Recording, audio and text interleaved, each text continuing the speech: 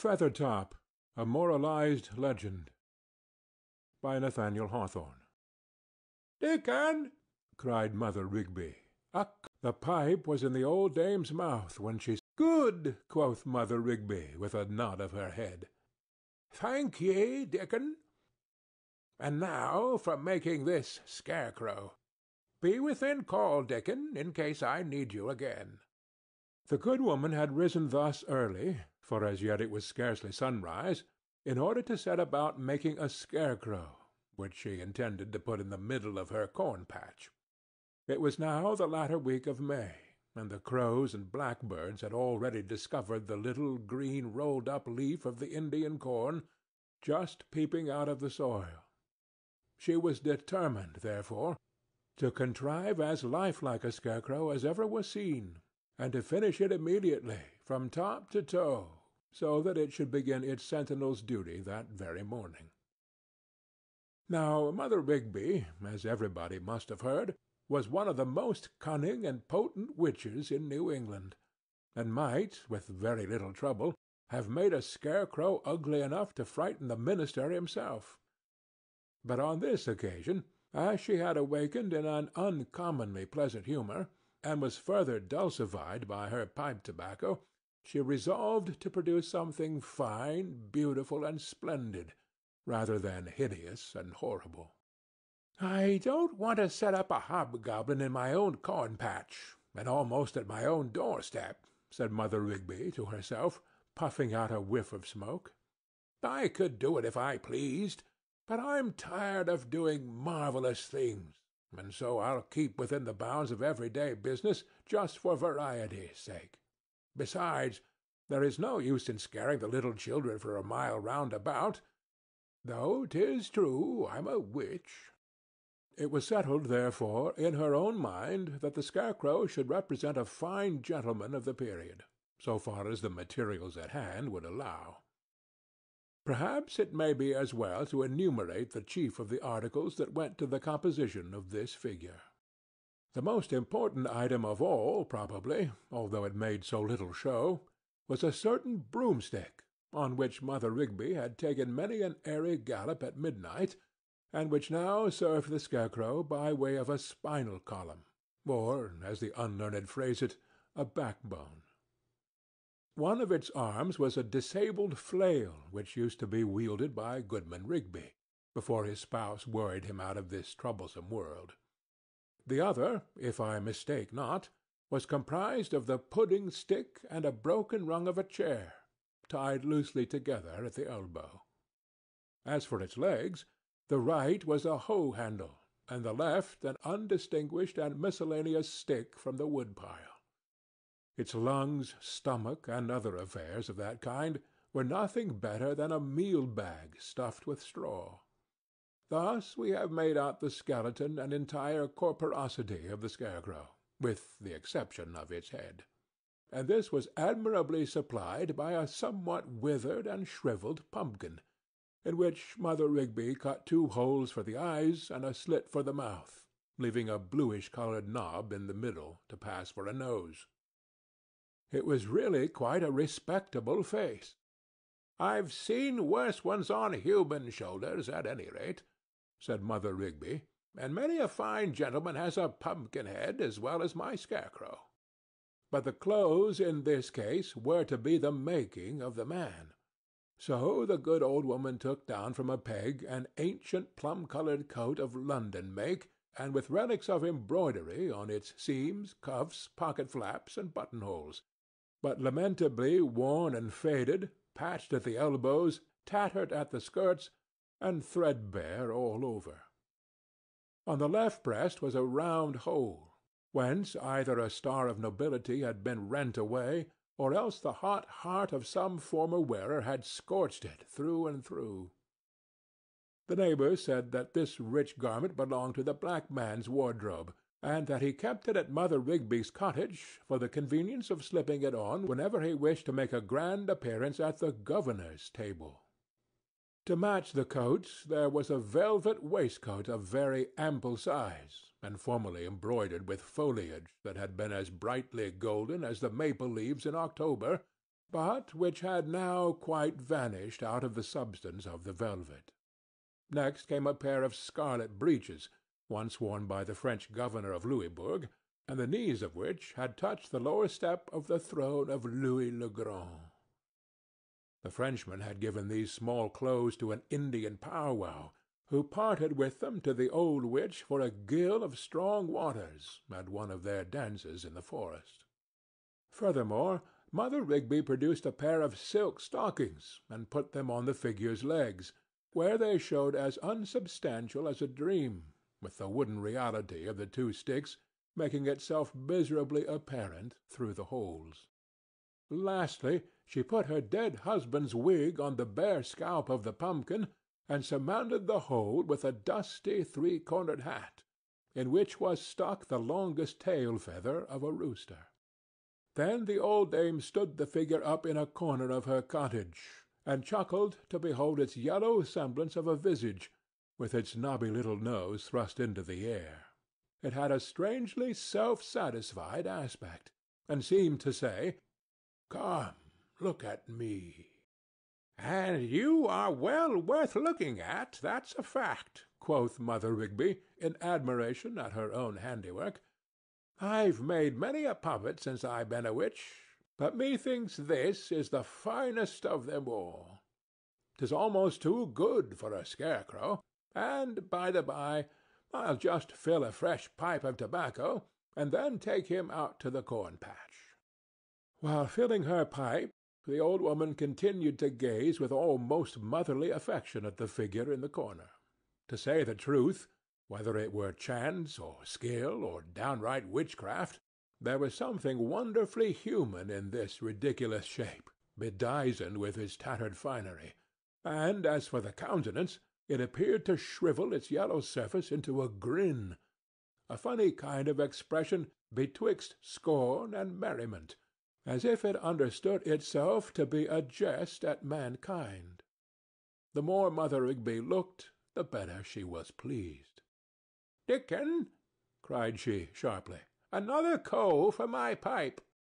Hardly had she spoken than, just as before, there was a red glowing coal on the top of the tobacco. She drew in a long whiff, and puffed it forth again into the bar of morning sunshine which struggled through the one dusty pane of her cottage window.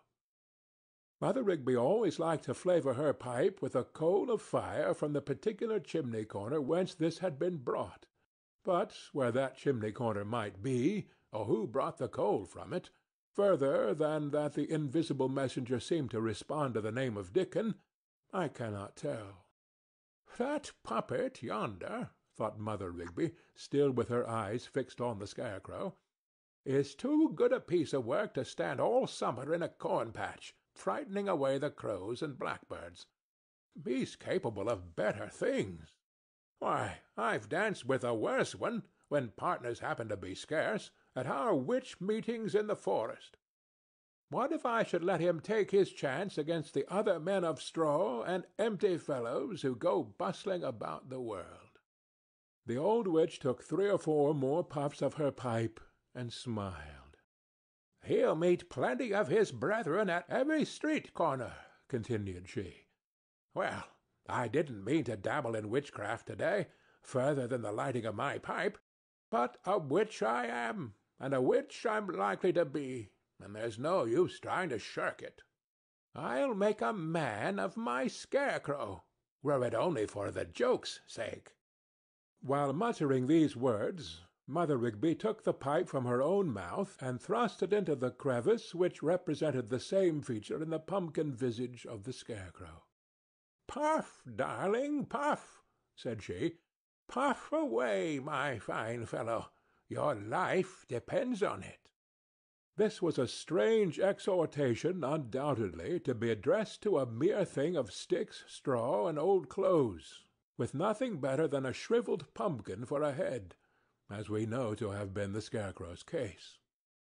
Nevertheless, as we must carefully hold in remembrance, Mother Rigby was a witch of singular power and dexterity, and keeping this fact duly before our minds, we shall see nothing beyond credibility in the remarkable incidents of our story.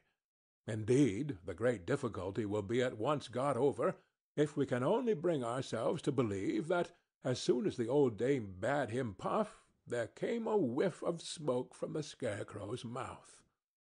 It was the very feeblest of whiffs, to be sure, but it was followed by another and another, each more decided than the preceding one.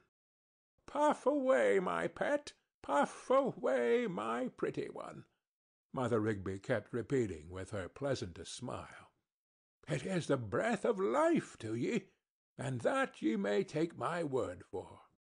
Beyond all question the pipe was bewitched. There must have been a spell, either in the tobacco or in the fiercely glowing coal that so mysteriously burnt on top of it, or in the pungently aromatic smoke which exhaled from the kindled weed. The figure, after a few doubtful attempts at length, blew forth a volley of smoke, extending all the way from the obscure corner into the bar of sunshine. There it eddied and melted away among the motes of dust. It seemed a convulsive effort, for the 2 or 3 next whiffs were fainter, although the coal still glowed and threw a gleam over the scarecrow's visage. The old witch clapped her skinny hands together and smiled encouragingly upon the handiwork. She saw that the charm worked well. The shriveled yellow face, which heretofore had been no face at all, had already a thin, fantastic haze, as it were of human likeness, shifting to and fro across it, sometimes vanishing entirely, but growing more perceptible than ever with the next whiff from the pipe.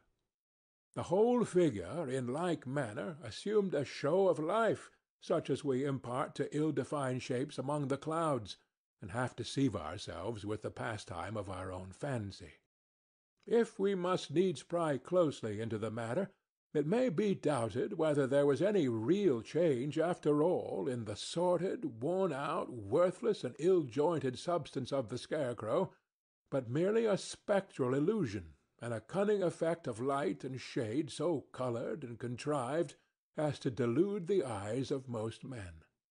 The miracles of witchcraft seem always to have had a very shallow subtlety, and, at least, if the above explanation do not hit the truth of the process, I can suggest no better. "Well puffed, my pretty lad!" still cried old Mother Rigby. "Come, another good stout whiff, and let it be with might and main. Puff for your life, I tell thee. Puff out of the very bottom of thy heart, if any heart thou hast, or any bottom to it. Well done again! Thou didst suck in that mouthful as if for the pure love of it." And then the witch beckoned to the scarecrow, throwing so much magnetic potency into her gesture that it seemed as if it must inevitably be obeyed, like the mystic call of the lodestone when it summons the iron. "Why lurkest thou in the corner, lazy one?" said she. "Step forth! Thou hast the world before thee." Upon my word, if the legend were not one which I heard on my grandmother's knee, and which had established its place among things credible before my childish judgment could analyze its probability, I question whether I should have the face to tell it now. In obedience to Mother Rigby's word, and extending its arm as if to reach her outstretched hand, the figure made a step forward. A kind of hitch and jerk, however, rather than a step, then tottered and almost lost its balance. What could the witch expect? It was nothing, after all, but a scarecrow stuck upon 2 sticks. But the strong-willed old beldam scowled and beckoned and flung the energy of her purpose so forcibly at this poor combination of rotten wood and musty straw and ragged garments that it was compelled to show itself a man in spite of the reality of things. So it stepped into the bar of sunshine. There it stood, poor devil of a contrivance that it was, with only the thinnest vesture of human similitude about it, through which was evident the stiff, rickety, incongruous, faded, tattered, good-for-nothing patchwork of its substance, ready to sink in a heap upon the floor, as conscious of its own unworthiness to be erect. Shall I confess the truth? At its present point of vivification, the scarecrow reminds me of some of the lukewarm and abortive characters, composed of heterogeneous materials, used for the 1000th time, and never worth using, with which romance writers, and myself, no doubt, among the rest, have so overpeopled the world of fiction. But the fierce old hag began to get angry, and show a glimpse of her diabolic nature, like a snake's head peeping with a hiss out of her bosom, at this pusillanimous behaviour of the thing which she had taken the trouble to put together. "Puff away, wretch!" cried she, wrathfully. "Puff, puff, puff! Thou thing of straw and emptiness! Thou rag or two! Thou meal-bag! Thou pumpkin-head! Thou nothing! Where shall I find a name vile enough to call thee by? Puff, I say, and suck in thy fantastic life with the smoke, else I snatch the pipe from thy mouth and hurl thee where that red coal came from." Thus threatened, the unhappy scarecrow had nothing for it but to puff away for dear life. As need was, therefore, it applied itself lustily to the pipe, and sent forth such abundant volleys of tobacco smoke that the small cottage kitchen became all vaporous. The one sunbeam struggled mistily through, and could but imperfectly define the image of the cracked and dusty window-pane on the opposite wall. Mother Rigby, meanwhile, with one brown arm akimbo, and the other stretched towards the figure, loomed grimly amid the obscurity, with such port and expression as when she was wont to heave a ponderous nightmare on her victims, and stand at the bedside to endure their agony.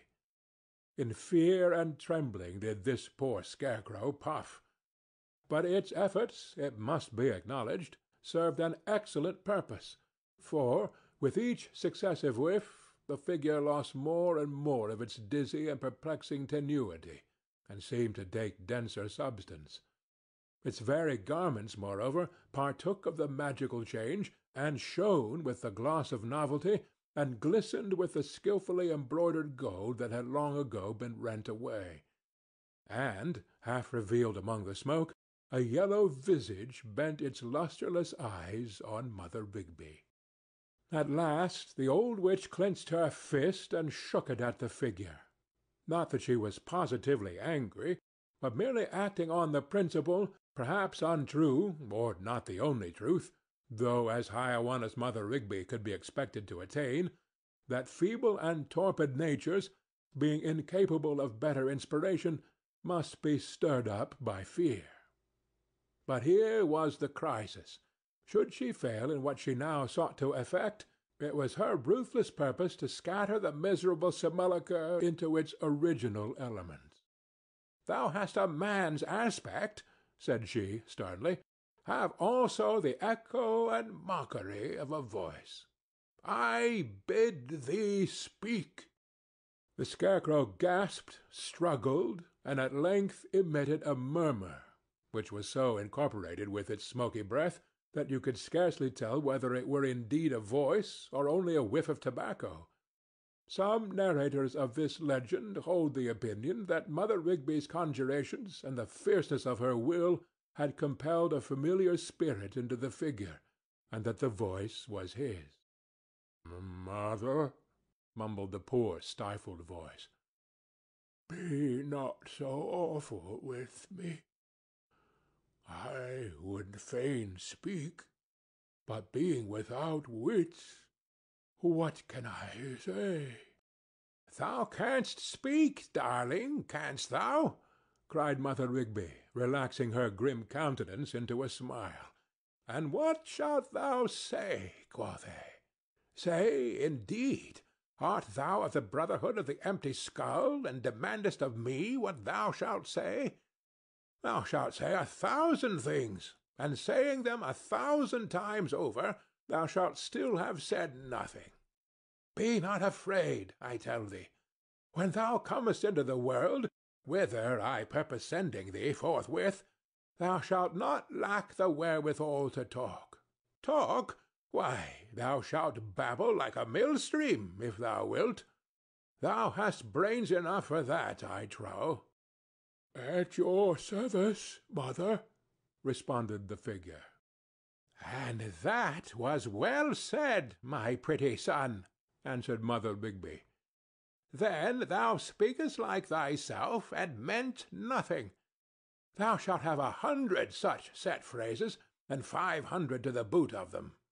And now, darling, I have taken so much pains with thee, and thou art so beautiful, that by my troth I love thee better than any witch's puppet in the world. And I've made them all sorts, clay, wax, straw, sticks, night fog, morning mist, sea foam, and chimney smoke. But thou art the very best. So give heed to what I say." "Yes, kind mother," said the figure, "with all my heart." "With all my heart," cried the old witch, setting her hands to her sides and laughing loudly. "Ah, thou hast such a pretty way of speaking, with all thy heart, and thou didst put thy hand to the left side of thy waistcoat, as if thou really hadst one." In high good humor with this fantastic contrivance of hers, Mother Rigby told the scarecrow that it must go and play its part in the great world, where not one man in 100, she affirmed, was gifted with more real substance than itself; and, that he might hold up his head with the best of them, she endowed him on the spot with an unreckonable amount of wealth. It consisted partly of a gold mine in El Dorado, and of 10,000 shares in a broken bubble, and of 500,000 acres of vineyard at the North Pole, and of a castle in the air, and a chateau in Spain, together with all the rents and income therefrom accruing. She further made over to him the cargo of a certain ship, laden with salt of Cadiz, which she herself, by her necromantic arts, had caused to founder 10 years before in the deepest part of mid-ocean. If the salt were not dissolved, and could be brought to market, it would fetch a pretty penny among the fishermen. That he might not lack ready money, she gave him a copper farthing of Birmingham manufacture, being all the coin she had about her, and likewise a great deal of brass, which she applied to his forehead, thus making it yellower than ever. "With that brass alone," quoth Mother Rigby, "thou canst pay thy way all over the earth. Kiss me, pretty darling. I have done my best for thee." Furthermore, that the adventurer might lack no possible advantage towards a fair start in life, this excellent old dame gave him a token by which he was to introduce himself to a certain magistrate, member of the council, merchant, and elder of the church, the 4 capacities constituting but one man, who stood at the head of society in the neighboring metropolis. The token was neither more nor less than a single word, which Mother Rigby whispered to the scarecrow, and which the scarecrow was to whisper to the merchant. "Gouty as the old fellow is, he'll run thy errands for thee, when once thou hast given him that word in his ear," said the old witch. "Mother Rigby knows the worshipful Justice Gookin, and the worshipful Justice knows Mother Rigby." Here the witch thrust her wrinkled face close to the puppet's, chuckling irrepressibly, and fidgeting all through her system with delight at the idea which she meant to communicate. "The worshipful Master Gookin," whispered she, "hath a comely maiden to his daughter. And hark ye, my pet, thou hast a fair outside, and a pretty wit enough of thine own. Yea, a pretty wit enough. Thou wilt think better of it when thou hast seen more of other people's wits. Now, with thy outside and thy inside, thou art the very man to win a young girl's heart. Never doubt it. I tell thee it shall be so. Put but a bold face on the matter, sigh, smile, flourish thy hat, thrust forth thy leg like a dancing master, put thy right hand to the left side of thy waistcoat, and pretty Polly Gookin is thine own." All this while the new creature had been sucking in and inhaling the vapory fragrance of his pipe, and seemed now to continue this occupation as much for the enjoyment it afforded as because it was an essential condition of his existence. It was wonderful to see how exceedingly like a human being it behaved. His eyes, for it appeared to possess a pair, were bent on Mother Rigby, and at suitable junctures it nodded or shook its head. Neither did it lack words proper for the occasion. "Really, indeed, pray tell me. Is it possible? Upon my word. By no means. Ah, oh, ahem," and other such weighty utterances as imply attention, inquiry, acquiescence, or dissent on the part of the auditor. Even had you stood by and seen the scarecrow made, you could scarcely have resisted the conviction that it perfectly understood the cunning counsels which the old witch poured into its counterfeit of an ear. The more earnestly it applied its lips to the pipe, the more distinctly was its human likeness stamped upon visible realities, the more sagacious grew its expression, the more lifelike its gestures and movements, and the more intelligibly audible its voice. Its garments, too, glistened so much the brighter with an illusory magnificence. The very pipe, in which burned the spell of all this wonder-work, ceased to appear as a smoke-blackened earthen stump, and became a meerschaum, with painted bowl and amber mouthpiece. It might be apprehended, however, that as the life of the illusion seemed identical with the vapour of the pipe, it would terminate simultaneously with the reduction of the tobacco to ashes. But the beldam foresaw the difficulty. "Hold thou the pipe, my precious one," said she, "while I fill it for thee again." It was sorrowful to behold how the fine gentleman began to fade back into a scarecrow, while Mother Rigby shook the ashes out of the pipe and proceeded to replenish it from her tobacco-box. "Dickon," cried she in her high, sharp tone, "another coal for this pipe." No sooner said than the intensely red speck of fire was glowing within the pipe-bowl, and the scarecrow, without waiting for the witch's bidding, applied the tube to his lips and drew in a few short convulsive whiffs, which soon, however, became regular and equable. "Now, mine own heart's darling," quoth Mother Rigby, "whatever may happen to thee, thou must stick to thy pipe. Thy life is in it, and that at least thou knowest well, if thou knowest naught besides. Stick to thy pipe, I say.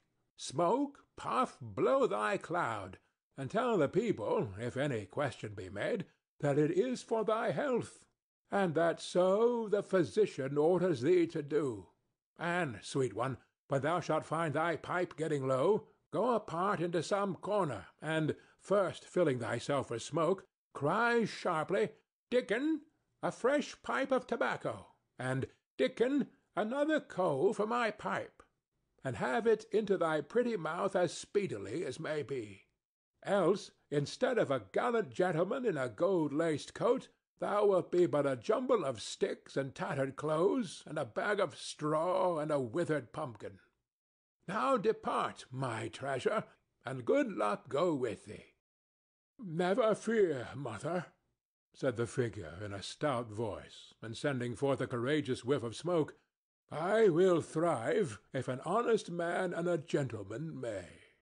"Oh, thou wilt be the death of me," cried the old witch, convulsed with laughter. That was well said. "If an honest man and a gentleman may. Thou playest thy part to perfection. Get along with thee for a smart fellow, and I will wager on thy head, as a man of pith and substance, with a brain and what they call a heart, and all else that a man should have, against any other thing on two legs. I hold myself a better witch than yesterday for thy sake. Did not I make thee? And I defy any witch in New England to make such another. Here, take my staff along with thee." The staff, though it was but a plain oaken stick, immediately took the aspect of a gold-headed cane. "That gold head has as much sense in it as thine own," said Mother Rigby, "and it will guide thee straight to worshipful Master Gookin's door. Get thee gone, my pretty pet, my darling, my precious one, my treasure, and if any ask thy name, it is Feathertop, for thou hast a feather in thy hat, and I have thrust a handful of feathers into the hollow of thy head, and thy wig too is of the fashion they call Feathertop. So be Feathertop thy name." And, issuing from the cottage, Feathertop strode manfully towards town. Mother Rigby stood at the threshold, well pleased to see how the sunbeams glistened on him, as if all his magnificence were real, and how diligently and lovingly he smoked his pipe, and how handsomely he walked, in spite of a little stiffness of his legs. She watched him until out of sight, and threw a witch benediction after her darling, when a turn of the road snatched him from her view. Betimes in the forenoon, when the principal street of the neighboring town was just at its acme of life and bustle, a stranger of very distinguished figure was seen on the sidewalk. His port, as well as his garments, betokened nothing short of nobility. He wore a richly embroidered, plum-colored coat, a waistcoat of costly velvet, magnificently adorned with golden foliage, a pair of splendid scarlet breeches, and the finest and glossiest of white silk stockings. His head was covered with a peruke, so daintily powdered and adjusted that it would have been sacrilege to disorder it with a hat, which, therefore, and it was a gold-laced hat set off with a snowy feather, he carried beneath his arm. On the breast of his coat glistened a star. He managed his gold-headed cane with an airy grace peculiar to the fine gentlemen of the period, and to give the highest possible finish to his equipment, he had lace ruffles at his wrist, of a most ethereal delicacy, sufficiently avouching how idle and aristocratic must be the hands which they half concealed. It was a remarkable point in the accoutrement of this brilliant personage that he held in his left hand a fantastic kind of a pipe, with an exquisitely painted bowl and an amber mouthpiece. This he applied to his lips as often as every 5 or 6 paces, and inhaled a deep whiff of smoke, which, after being retained a moment in his lungs, might be seen to eddy gracefully from his mouth and nostrils. As well may be supposed, the street was all astir to find out the stranger's name. "It is some great nobleman beyond question," said one of the townspeople. "Do you see the star at his breast?" "Nay, it is too bright to be seen," said another. "Yes, he must needs be a nobleman, as you say. But by what conveyance, think you, can his lordship have voyaged or travelled hither? There has been no vessel from the old country for a month past, and if he have arrived overland from the southward, pray where are his attendants and equipage?" "He needs no equipage to set off his rank," remarked a third. "If he came among us in rags, nobility would shine through a hole in his elbow. I never saw such dignity of aspect.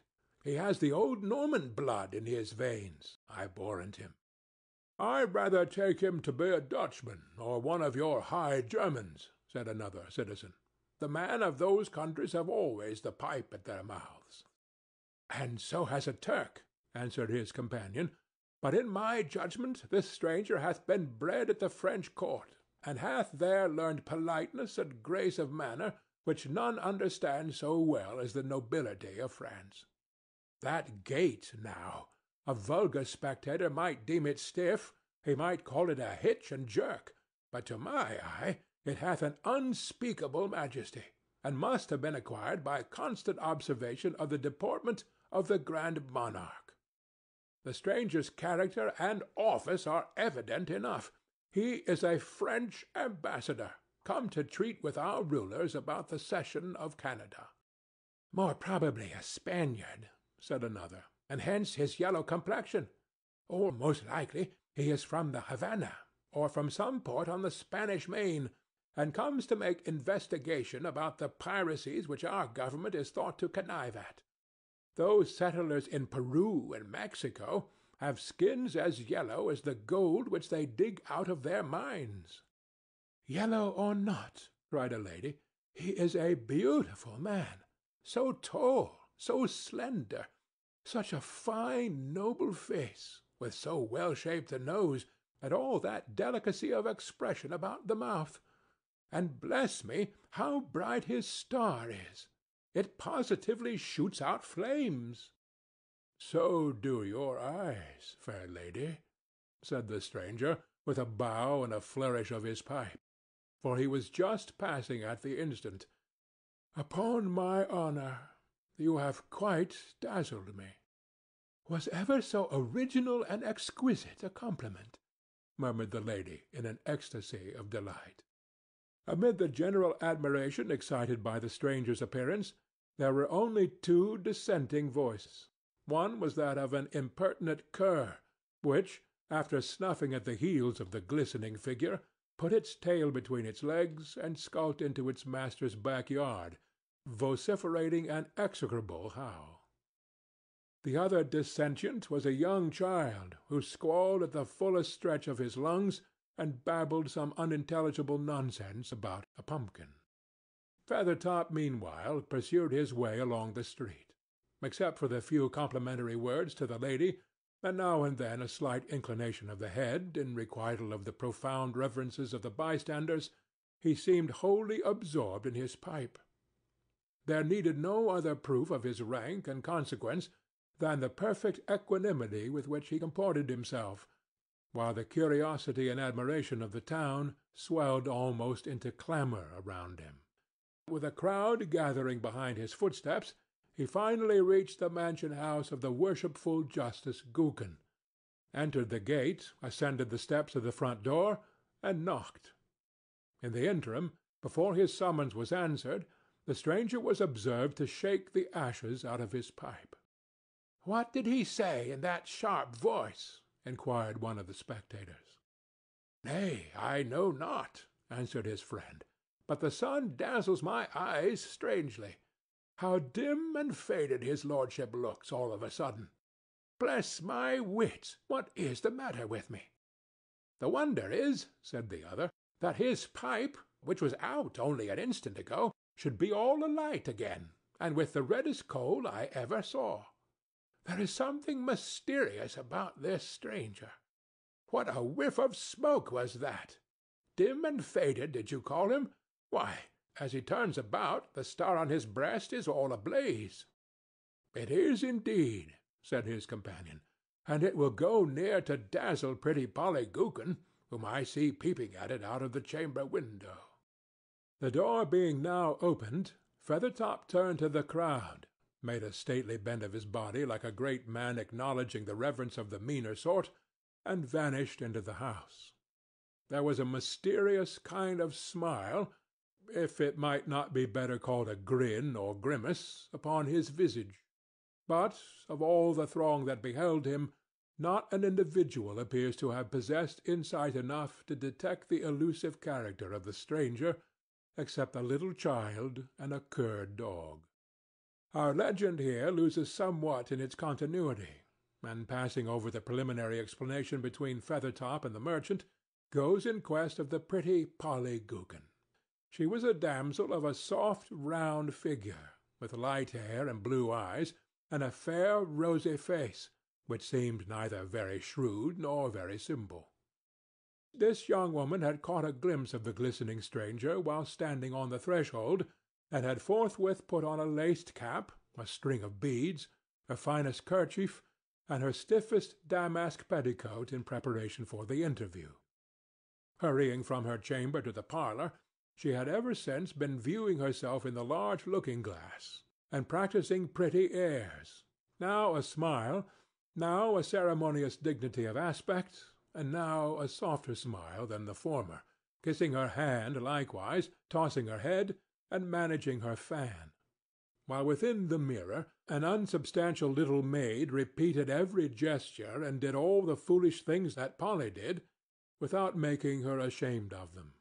In short, it was the fault of pretty Polly's ability rather than her will if she failed to be as complete an artifice as the illustrious Feathertop himself; and when she thus tampered with her own simplicity, the witch's phantom might well hope to win her. No sooner did Polly hear her father's gouty footsteps approaching the parlor door, accompanied with the stiff clatter of Feathertop's high-heeled shoes, than she seated herself bolt upright and innocently began warbling a song. "Polly, daughter Polly," cried the old merchant, "come hither, child." Master Gookin's aspect, as he opened the door, was doubtful and troubled. "This gentleman," continued he, presenting the stranger, "is the Chevalier Feathertop. Nay, I beg his pardon, my Lord Feathertop, who hath brought me a token of remembrance from an ancient friend of mine. Pay your duty to his lordship, child, and honor him as his quality deserves." After these few words of introduction, the worshipful magistrate immediately quitted the room. But even in that brief moment, had the fair Polly glanced aside at her father instead of devoting herself wholly to the brilliant guest, she might have taken warning of some mischief nigh at hand. The old man was nervous, fidgety, and very pale. Purposing a smile of courtesy, he had deformed his face with a sort of galvanic grin, which, when Feathertop's back was turned, he exchanged for a scowl, at the same time shaking his fist and stamping his gouty foot, an incivility which brought its retribution along with it. The truth appears to have been that Mother Rigby's word of introduction, whatever it might be, had operated far more on the rich merchant's fears than on his good will. Moreover, being a man of wonderfully acute observation, he had noticed that these painted figures on the bowl of Feathertop's pipe were in motion. Looking more closely, he became convinced that these figures were a party of little demons, each duly provided with horns and a tail, and dancing hand in hand, with gestures of diabolical merriment, round the circumference of the pipe bowl. As if to confirm his suspicions, while Master Gookin ushered his guest along a dusky passage from his private room to the parlor, the star on Feathertop's breast had scintillated actual flames, and threw a flickering gleam upon the wall, the ceiling, and the floor. With such sinister prognostics manifesting themselves on all hands, it is not to be marvelled at that the merchant should have felt that he was committing his daughter to a very questionable acquaintance. He cursed, in his secret soul, the insinuating elegance of Feathertop's manners, as this brilliant personage bowed, smiled, put his hand on his heart, inhaled a long whiff from his pipe, and enriched the atmosphere with the smoky vapor of a fragrant and visible sigh. Gladly would poor Master Gookin have thrust his dangerous guest into the street, but there was a constraint and terror within him. This respectable old gentleman, we fear, at an earlier period of life, had given some pledge or other to the evil principle, and perhaps was now to redeem it by the sacrifice of his daughter. It so happened that the parlor door was partly of glass, shaded by a silken curtain, the folds of which hung a little awry. So strong was the merchant's interest in witnessing what was to ensue between the fair Polly and the gallant Feathertop, that, after quitting the room, he could by no means refrain from peeping through the crevice of the curtain. But there was nothing very miraculous to be seen, nothing, except the trifles previously noticed, to confirm the idea of a supernatural peril environing the pretty Polly. The stranger, it is true, was evidently a thorough and practised man of the world, systematic and self-possessed, and therefore the sort of person to whom a parent ought not to confide a simple young girl without due watchfulness for the result. The worthy magistrate, who had been conversant with all degrees and qualities of mankind, could not but perceive every motion and gesture of the distinguished Feathertop came in its proper place. Nothing had been left rude or native in him. A well-digested conventionalism had incorporated itself thoroughly with his substance and transformed him into a work of art. Perhaps it was this peculiarity that invested him with a species of ghastliness and awe. It is the effect of anything completely and consummately artificial in human shape that the person impresses us as an unreality and as having hardly pith enough to cast a shadow upon the floor. As regarded Feathertop, all this resulted in a wild, extravagant, and fantastical impression, as if his life and being were akin to the smoke that curled upward from his pipe. But pretty Polly Gookin felt not thus. The pair were now promenading the room, Feathertop with his dainty stride and no less dainty grimace, the girl with a native maidenly grace, just touched, not spoiled, by a slightly affected manner which seemed caught from the perfect artifice of her companion. The longer the interview continued, the more charmed was pretty Polly, until, within the first quarter of an hour, as the old magistrate noted by his watch, she was evidently beginning to be in love. Nor need it have been witchcraft that subdued her in such a hurry. The poor child's heart, it may be, was so very fervent that it melted her with its own warmth as reflected from the hollow semblance of a lover. No matter what Feathertop said, his words found depth and reverberation in her ear. No matter what he did, his action was heroic to her eye. And by this time it is to be supposed there was a flush on Polly's cheek, a tender smile about her mouth, and a liquid softness in her glance, while the star kept coruscating on Feathertop's breast, and the little demons careered with more frantic merriment than ever about the circumference of his pipe-bowl. Oh, pretty Polly Gookin! Why should these imps rejoice so madly that a silly maiden's heart was about to be given to a shadow? Is it so unusual a misfortune, so rare a triumph? By and by Feathertop paused, and throwing himself into an imposing attitude, seemed to summon the fair girl to survey his figure and resist him longer if she could. His star, his embroidery, his buckles glowed at that instant with unutterable splendor. The picturesque hues of his attire took a richer depth of coloring.